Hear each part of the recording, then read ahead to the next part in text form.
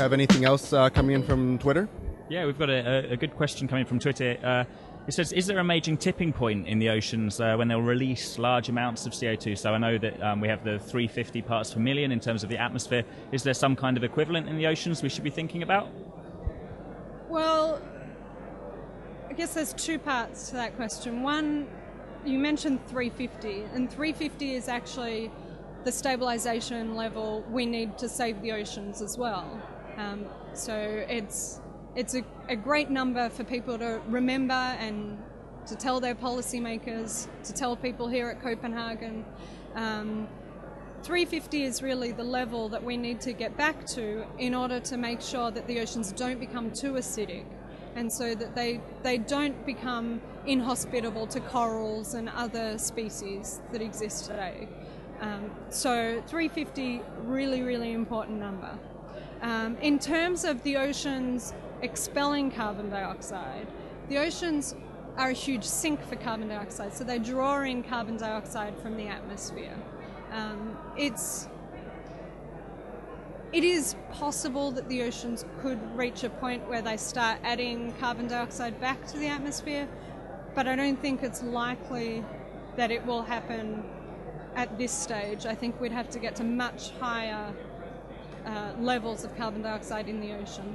But it is a process. The oceans do release carbon dioxide to the atmosphere and they absorb carbon dioxide. It's a moving system where there's also carbon dioxide going in and coming out.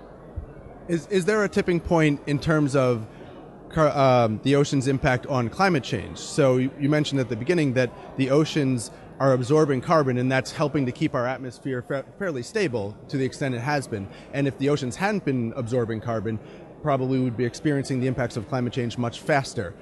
Are we heading towards a tipping point there, where maybe the impacts of climate change will just go over a cliff at some point because the oceans won't be able to absorb enough carbon anymore? I'm not sure if we're going to exactly go over a tipping point. The oceans will probably slow in the amount of carbon dioxide that they're absorbing, so therefore we will see greater impacts. But I don't think it will be like falling over the edge of a cliff, that all of a sudden it's this huge change. But the oceans are becoming full, so to speak, so they are perhaps slowing already in the amount of carbon dioxide that they can absorb. Okay, we only have less than a minute left, but I just wanted to talk to you briefly about these negotiations here.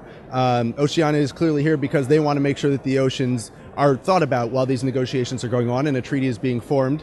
You've made it very clear that oceans are a tremendous part of this cycle of greenhouse gases in and out. So do you feel like the negotiations are really taking the oceans into account here?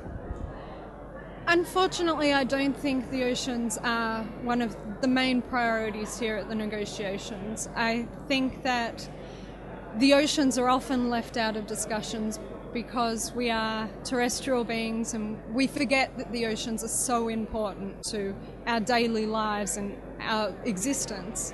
I think it's really important that negotiators remember how important the oceans are, and that they focus on this issue of ocean acidification, which is really a significant threat to the oceans. We could be seeing, as I said before, mass extinction of corals, extinction of other species also because of this. And that's obviously going to have significant impacts for humans, millions of whom rely on the oceans for their sources of food and incomes, and then the rest of the human race that also rely on the oceans for oxygen and other benefits like that. So we need to be talking about the oceans more, we need to be talking about ocean acidification more, and it needs to be something that's discussed here in the negotiations. Great. Well, thank you very much. We'll certainly be watching that and seeing how that progresses over the course of the next 2 weeks. Ellycia Harrould-Kolieb with Oceana, thank you very much for being with us.